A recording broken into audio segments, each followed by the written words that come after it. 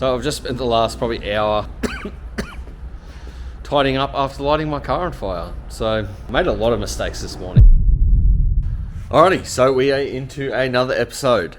I actually had a day off the camera yesterday because I just wanted to focus on I had a VF that I was rolling the guards on, and I wasn't sure if he wanted me to film it because he didn't want his missus to know he was spending money on his car, so I didn't film it. And then the rest of the day I spent on Jack's car, just getting it running and driving and stuff. We're pretty much there. Remains good. Yeah, diffs in, seems alright. Yeah, the only issues we do have is that it was leaking. It was just pouring more oil out the back of the motor, and so I've done the rear main seal because it looked like that's where it was only really leaking from, but it seems to be leaking from the back of the sump. So maybe they pinched the sump gasket or something when they installed that as well. So yeah, I said we'll just see. You know, I had it running for hours and it didn't drip. It just was getting a little bit wet.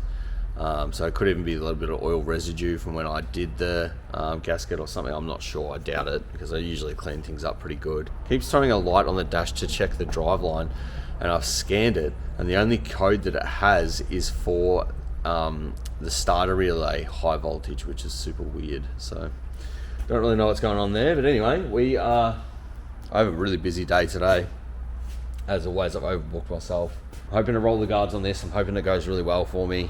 And then I've got a Mercedes that I've got to roll the guards on. So again, I'm hoping that one goes really well for me. And then I'll jump onto this Discovery. But before I jump onto the Discovery, I'll quickly bring Jack's car in and just put it back together. And then we'll jump into that. Anyway, let's get into it.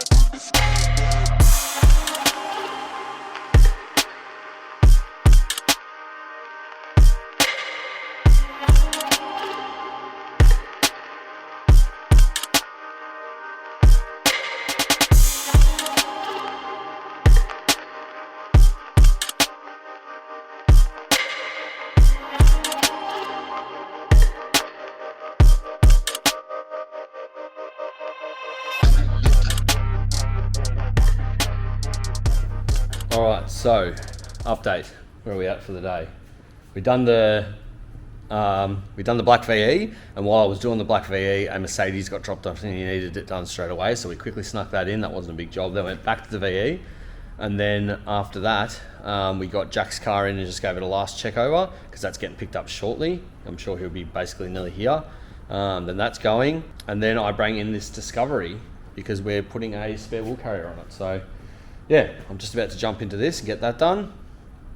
And then, I also just bought a VESS wagon to part out to get parts for my SV6. Now, you might have already seen the short about it or a post about it or whatever. Moral of the story isn't quite that. It's that basically a customer of mine asked me if I could pull the motor out of his car. He's going to sell the rest of the car for whatever he could because he wants to put the motor in his Kinger.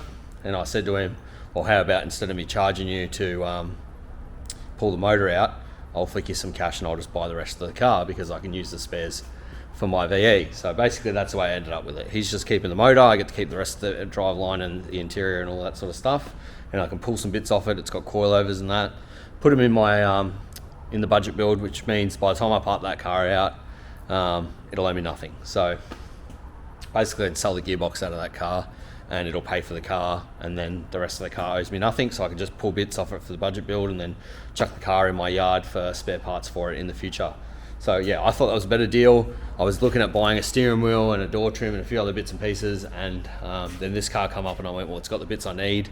They're not all in the best condition, but for a budget build I think it's perfect, and it's cost me nothing. A lot of people are going to think I've paid big money for this SS just to part it out and wreck a good SS. And don't get me wrong, when I moved it out the front before, I thought maybe I should just buy this whole car off him and keep his motor and keep the car, and it's still in here. This possibly could still happen, but at this stage that's the deal that's come up with, and that's what's happening. So anyway, I've got to restock my merch because some boys just stopped in from Brisbane, come down here to, well, they come down here to see family. I'd love to say they come down here just to see me, but yeah, let's come down here to see some family. One of them did take about 6 hours to try to pick what size shirt he wanted to wear, so I asked him if he was a female or not. I think I upset him, but anyway, nice guys, had a really good chat, and if they're watching, appreciate you. But yeah, anyway, I need to get stuck into this Land Rover because I am behind schedule and this thing needs to get done. So let's get into it.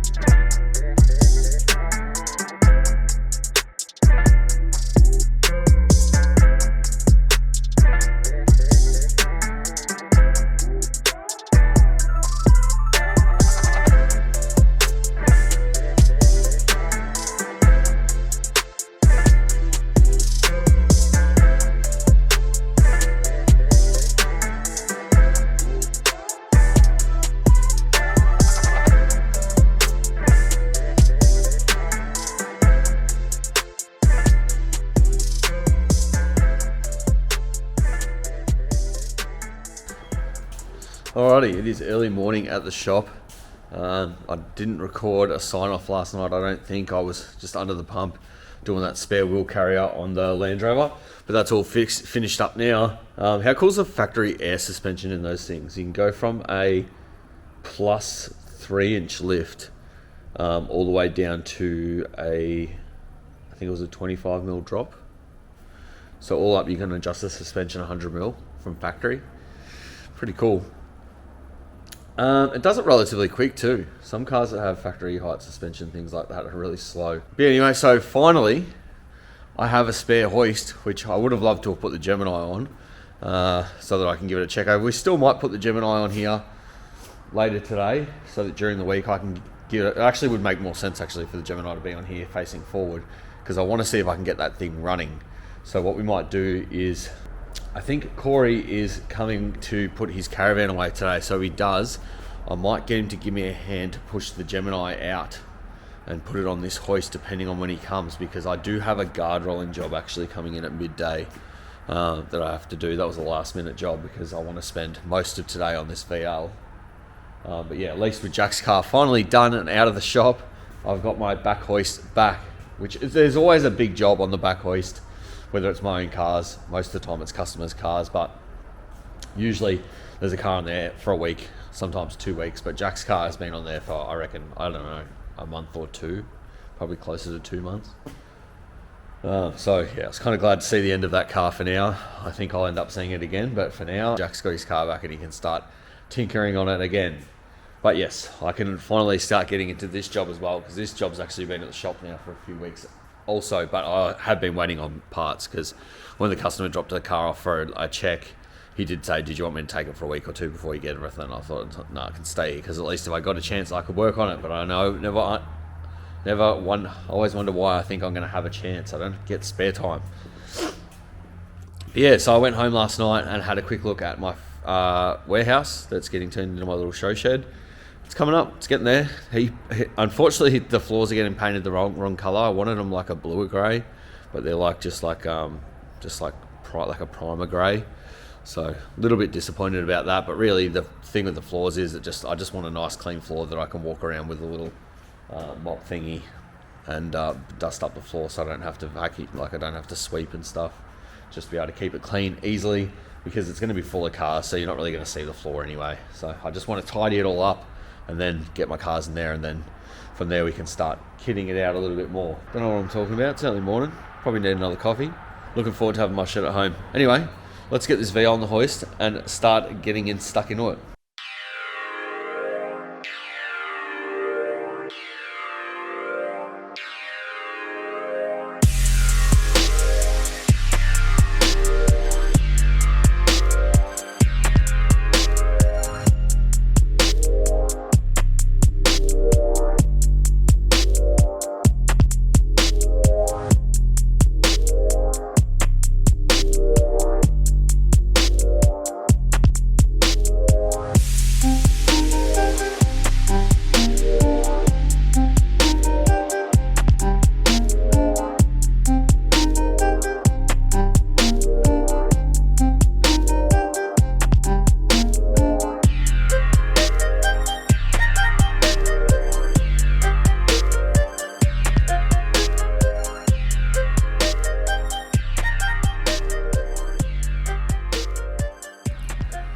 So yeah, I'm still waiting on the coilover kit and the adjustable rear trailing arms to rock up. So while I'm waiting for that, I'm going to take care of all the boring stuff on the list. So I'm just going to go through the list here, just as it's in order. So some of it will be to do with the suspension, some of it will be other stuff, but I'm just going to read out the whole list, and that's the list of stuff we're going to be tackling. So everything that's not related to the suspension, we will fix up today.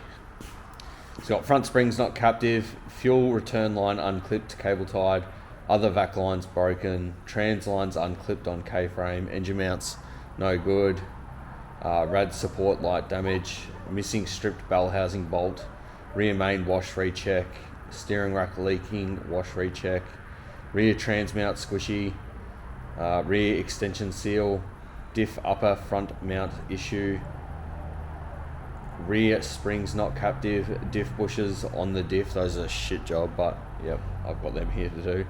Tyres scrubbing on the inside, so we're probably just going to swap them. I just tried the front wheel on the back, which is a 245, and the 245 on the back fit pretty well. It's currently got a 255 on the back, which is too big. And then we've got no screws in the side skirts, so the side skirts are pretty much just sitting there. He said one of them was loose and he slid it back and forth, and then when I put it on the hoist, I was like, actually, all of them are loose so high. Yeah, I don't actually know how they're holding. They must have a screw. I'm thinking that maybe the fronts have been put on with one screw at the front and then the backs are slid in or something. I don't know. Heater hoses are not connected, so that could be a little can of worms. So we'll leave that until the very last job. But they've run new heater hoses but not connected them up to the water pump. So I don't know whether the heater core is no good or something like that. It seems a bit weird. So yeah, that's another thing we've got to look into. And they've got seat belts are lightly fraying, so they've just got a bit of a shitty edge, which you can just run a lighter along the edge and clean them up, because the seat belts themselves work fine. They're retracting. It's just from dragging on your clothes for however old this car is, which is like 30 something years old. Yeah, from rubbing on your clothes that whole time, it just frays up the edge a little bit. So yeah, there's not a lot of really terrible jobs. Probably out of the whole lot, I guess the engine mounts maybe, and the engine mounts really aren't that bad either. Really, those diff bushes are the shittiest job, but I'm pretty sure I've still got it. I hope I've still got it. But we used to do heaps of those diff bushes back in the day at my old shop, because back then no one knew how to do them, and I used to pull the diffs out of the car to push the bushes out. That was a really expensive job, and then I just made up a tool and used to do them on the hoist. So yeah, we ended up killing it, like doing heaps and heaps of them. So hopefully I've still got that tool. If not, I vaguely remember how I made it. I've actually got a new pressing tool up there with like threads and nuts and stuff, which is more or less the same thing. So I think if I don't have my tool, I should be able to use that and just and make it work. So yeah, anyway, I'm gonna have a coffee though. I need a second coffee. I am ridiculously tired.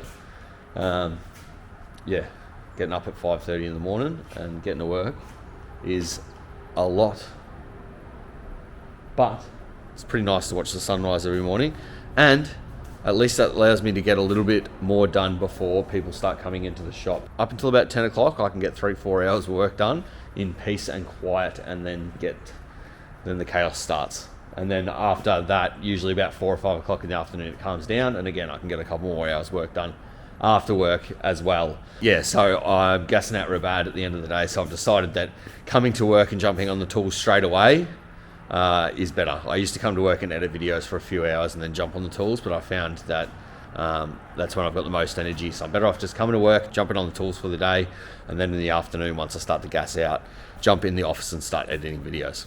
But anyway, I'm gonna have this coffee and then we'll get into it.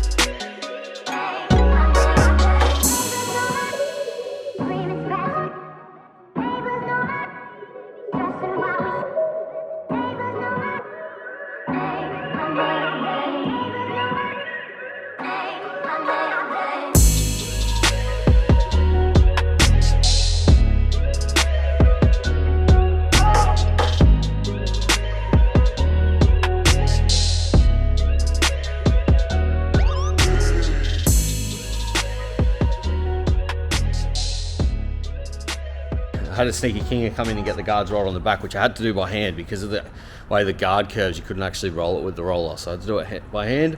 Everything went well, but of course, bloody painted cars can be a real trap. So yeah, the back, everything went well on the whole car. I had to do the fronts and backs of the guards. So the fronts on both sides at the rear were fine, and the back left fine, and the back right was actually fine now I think about it.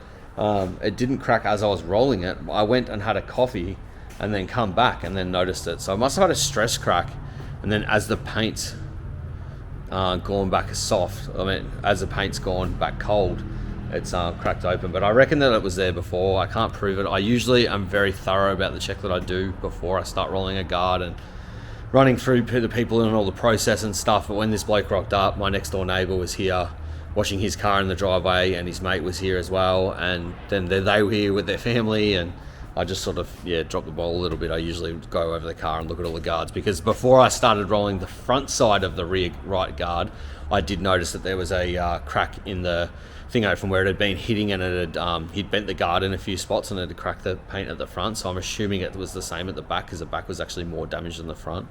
So there's not much I can do about it. I've rolled the guards on thousands of cars, and I've got the process down pat. Generally they only crack if there's bog. Looking into the paint, can't see bog very clearly, but you never know. There could be a skim of bog in there and it's just not flexed. But anyway, a bit frustrated. I get annoyed when stuff like that happens because I want everything to be perfect. But anyway, so we're back into this VL now, doing the engine mounts. Of course, the engine mounts didn't fit in the factory hole, so I've had to drill out the bracket, and then the engine mounts supplied, the threads on them were not great, so I had to tap them. So I've got one engine mount ready to go back in, and then we can flip all the setup around and do the other side. But yeah, anyway, let's get back in on it.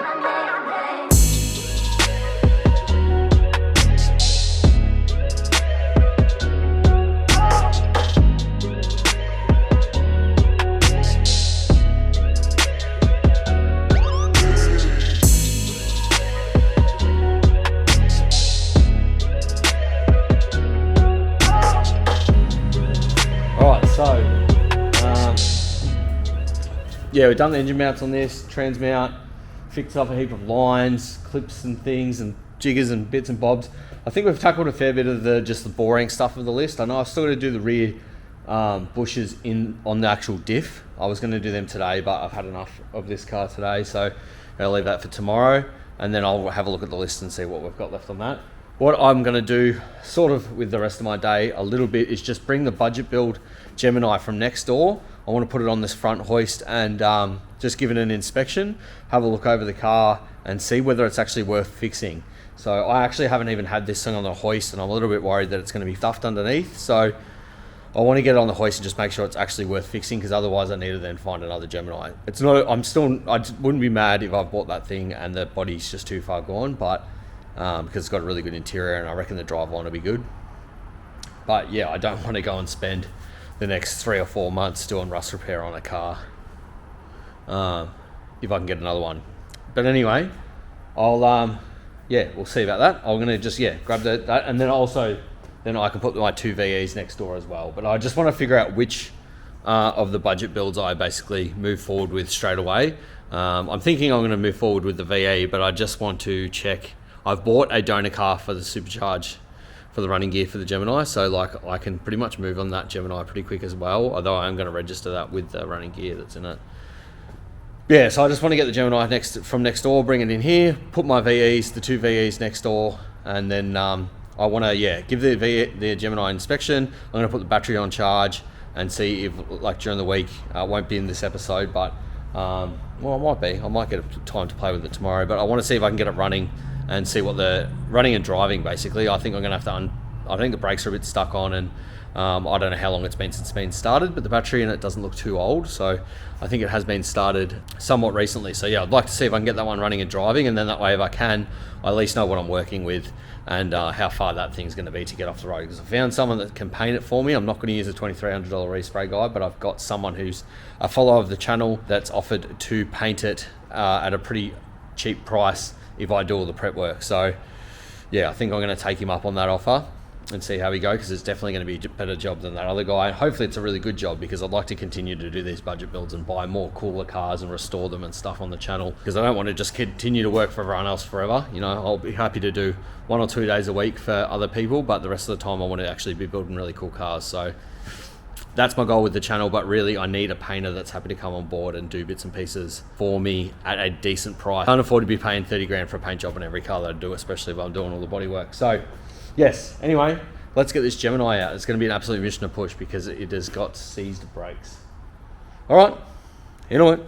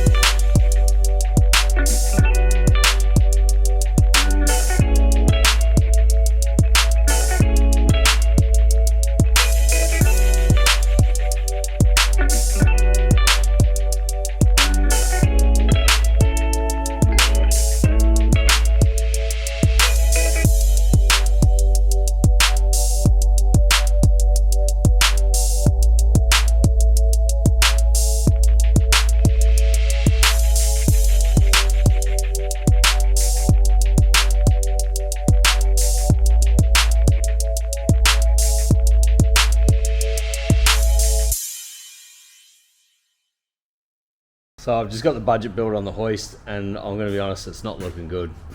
It actually looks like this car was taken care of by someone quite well, and then maybe it was sold to someone who used it as a paddock bomb, and then they've probably blown it up, unparked it, and then it's got full of grass and rusted everything out. Or they just, maybe it just got parked. It's weird because it's got like a pretty new starter motor. Alternator looks like it's been replaced. Even the engine mounts don't look that old, but relatively new steering rack. Like, someone has taken care of this car up until whenever it went into a paddock. But yeah, maybe it was in a crash of some sort, because the floor pan's all belted up, and then yeah, it's definitely just sat in a paddock for ages. The whole floor's rusted out. The back boot floor looks like it's been made of fiberglass. Yeah, it's not looking too good. I might have to scrap this build, to be honest, and look for another Gemini. Because I was expecting to fix up some rust, but every single panel's, like every single door, like all the doors have rust in them. Panels have got rust in them. Floor's full of rust. It's buggered. The back of quarters are full of rust. I don't mind a little bit of rust, but it's a pretty big project. I'm not sure. I think this one might end up being a parts car, and we buy another Gemini. Something with a bit better body. Might find something with a bit better body that doesn't have as nice an interior, maybe. But yeah, I can't see this being the one that we're going to fix up. Let me know what you guys think. But yeah, at this stage, it's not looking too good. But anyway, I'm going to put it down, check the fluids, and then yeah, try jump start it and see whether it'll start. So yeah, let's at least see if it does that.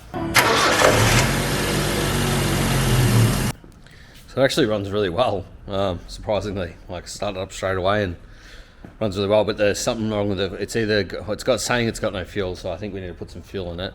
And then, because it looks like it's had the fuel pump replaced, so hopefully that should be fine. But yeah, it's just not running under its own power without spraying some stuff in the intake. So yeah, I'll take some jerry cans home tonight and fill them up and bring them back and chuck them in and see whether we can get this thing running.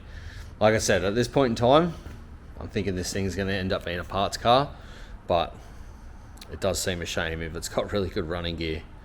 But yeah, what do you do? I have to think about it. If the back boot floor wasn't so bad, boot floor and the floor pan wasn't so bad, probably a bit more into it, but it's like it's already been patched up a fair few times and it's not looking too good underneath there. But anyway, I'm gonna chuck the cameras on charge and chuck the battery on that Gemini on charge, and then yeah, edit some videos for a little bit and then head home. So I will see you guys in the morning.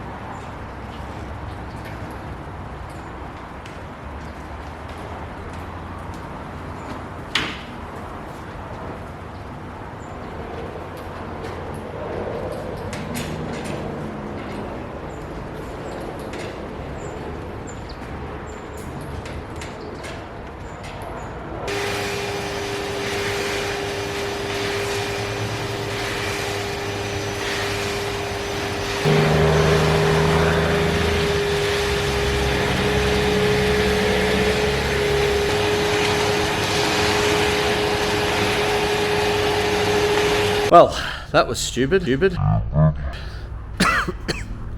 So I've just spent the last probably hour. Yeah, spent the last hour tidying up after lighting my car on fire. So yeah, I made a really stupid mistake. I decided last night that I wasn't going to use the Gemini anymore for the build. I'm going to get another one and just use this one as a parts car. But I thought, I'll see if I can get it running anyway. So we got it running with some what is in there? Carby cleaner. So then I checked it out. The fuel pump was no good. So then this morning I spent like an hour and a half getting the fuel pump to fit in the car and getting that all worked up. And then I pumped the fuel into the motor. First problem, I made a lot of mistakes this morning. But first problem is I put a high pressure fuel pump in something that needs low pressure. So it just filled up the carby straight away. I actually don't know much about carby cars actually, but it just basically pumped all the fuel straight into the carby and then down into the motor. I don't know whether maybe because it's high pressure or whatever, it couldn't get past the float or however that works.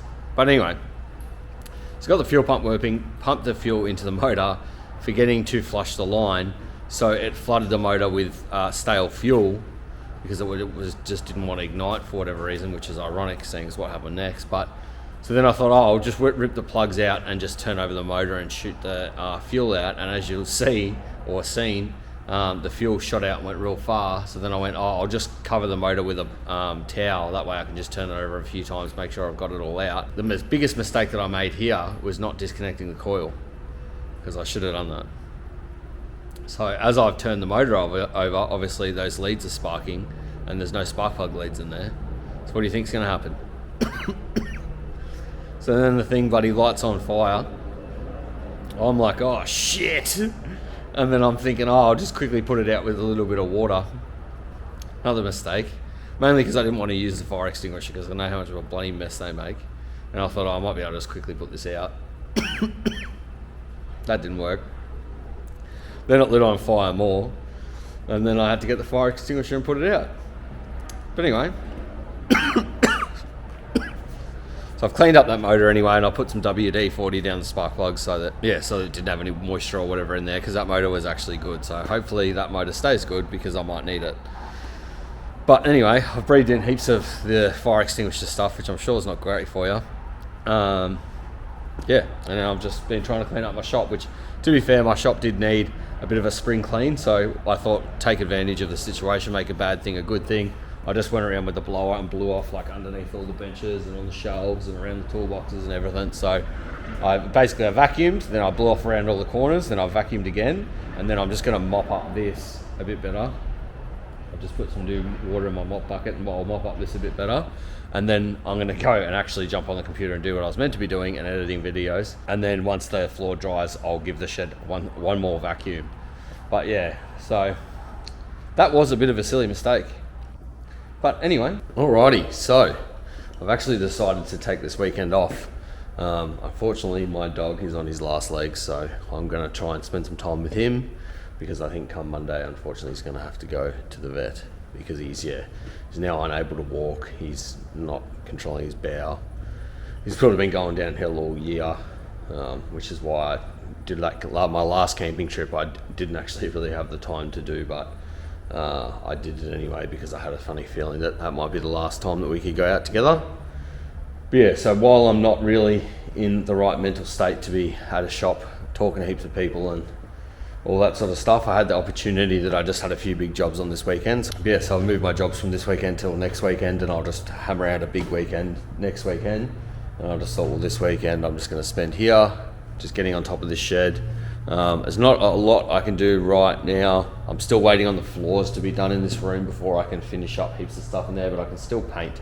So I'm just basically going to spend this weekend painting. I've got some racking that goes along this wall here, so I'm going to go buy, because when I set this stuff up, you couldn't buy these. There's like cages that go over the racking, so you can make them like a shelf. And you couldn't get them when I did it, so we put pallets on there.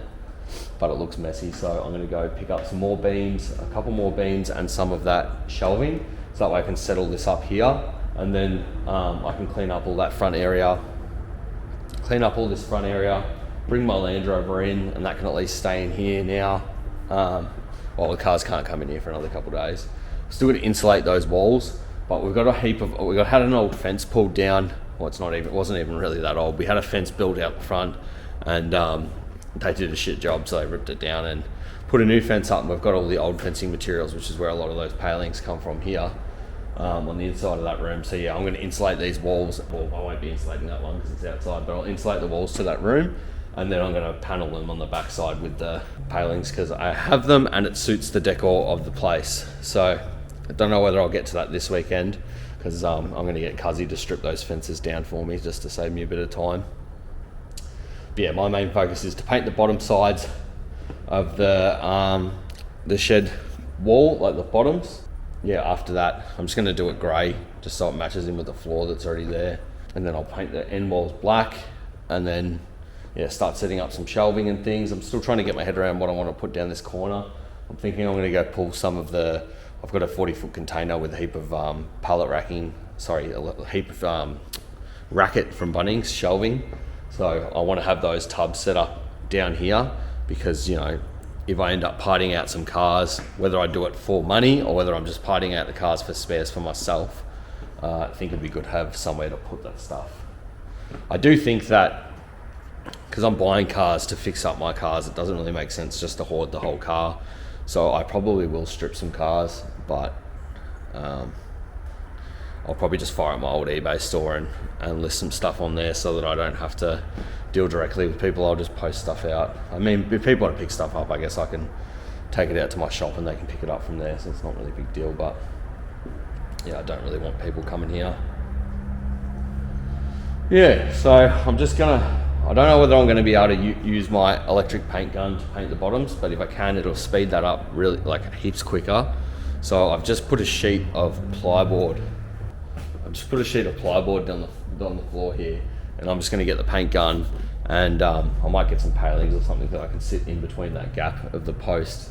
But yeah, I just want to get the paint gun and see if I can just quickly blow paint in there to neaten it up, because if I can, we can just smash this out and then I'll get onto that end wall. Because it's not so much that I care heaps about what that bottom bit looks like, because you're not really going to see it a lot, but I just thought if I've got some grey, I had to get grey primer to prime literally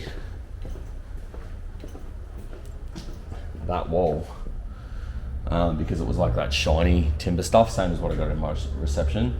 So you got to prime it before you paint it, otherwise it doesn't stick. So I literally had to buy it for that, and I thought, well, now I've got it, I might as well paint the bottom sides of the shed in that colour just to neaten it up a bit. Oh yeah, so last night I was out fixing my fence, and then this morning I've just been out in the yard just tidying up the yard, I've got like a cage that I pull around behind the mower, just cleaning up all that outside, because I thought, well, while I was waiting for the shed to warm up a bit, because it's not good to paint when it's so cold, yeah, I thought I'd do that. But anyway, about to get into doing this, so yeah, let's get into it.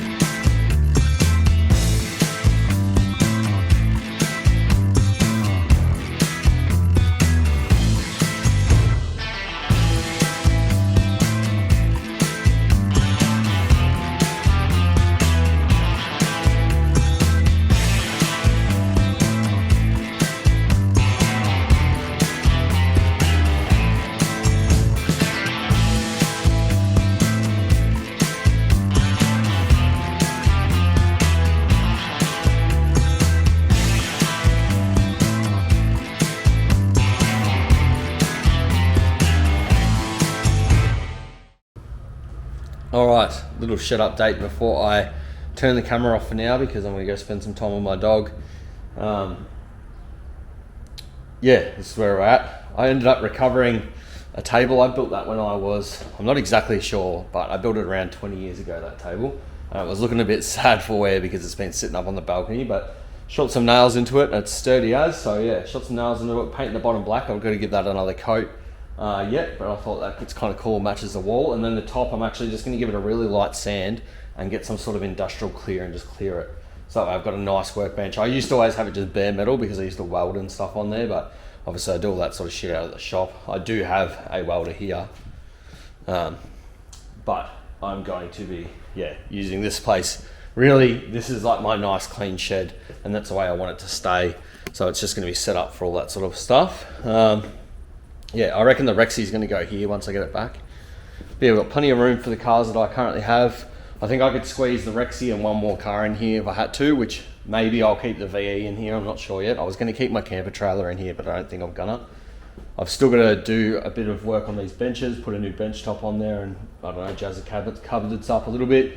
Still got the man cave to do. we'll go down there in a sec. I've set all this up so that this way, that's going to be for this is basically just all my camping stuff. So these tubs are going to be for specific things for camping and for videos and editing, and just like this is that side of my business, because obviously my other channel that I'm trying to grow is my camping channel. So yeah, I'm trying to set up my Land Rover. It's basically set up so it's turnkey, ready to go. I can just jump in that car and head off. But this is all the stock that I keep for camping. So then there'll be all the stuff that goes along with my business in here as well. Because I've still got my 40-foot container that I can store stuff up in, and then obviously I've got my factory and whatnot. But yeah, so I just got this set up, fridges, boxes, all sorts of stuff. And then I've still got a messy area. I wanted to keep this bit down here just for like if you're grinding or I actually have to do something messy. I can even bring the welder down here if I've got to weld something up. So yeah, this is my messy bit of the shed for cutting and grinding and that, and that's why we've left the floor just nasty and old, and I did that on purpose. So yeah, and then we've got the man cave in here, which is coming along. Painted the walls black, left that wall with the turbo sign, and then we've got this wall's gone black. Once I get the floors done, the guy's got to come back and pick up his stuff and then do the flooring in here, and then whenever he does the flooring in here, we're going to do the bench top out there with. But and then I've got to figure out what I put on that wall. I'm thinking some sort of like you get those panels from Bunnings, that are like on the fibre sheet, the acoustic ones. I reckon we'll put something like that on that wall. Yeah, and then there'll be a Canaro going in there, and then I still need to get some tools for out in the shed as well. But I'm in talks with companies trying to see whether they're going to help me out with some tools, do me a discount, and do me some sort of deal with the tools, and I'll advertise them for them. But if no one comes to the table, then I'm going to be buying Milwaukee stuff, because I don't think Milwaukee are going to sponsor me because they're too big of a company. If they did, that'd be awesome. But if I have to pick the tools that I want, I work with King Chrome and Milwaukee as far as the tools that I really want to have.